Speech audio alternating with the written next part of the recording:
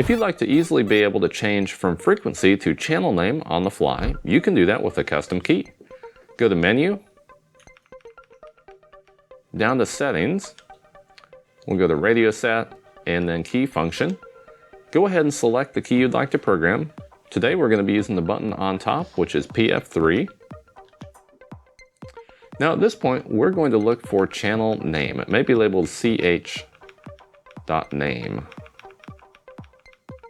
There we go, here it is. Go ahead and select it.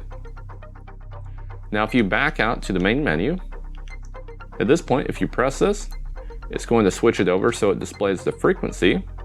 Press it again and it displays the channel name. This is super useful if you work with a lot of stuff on the fly and might have to punch that frequency in on a different radio and want to be able to know what it is, but most of the time want to look at your channel labels.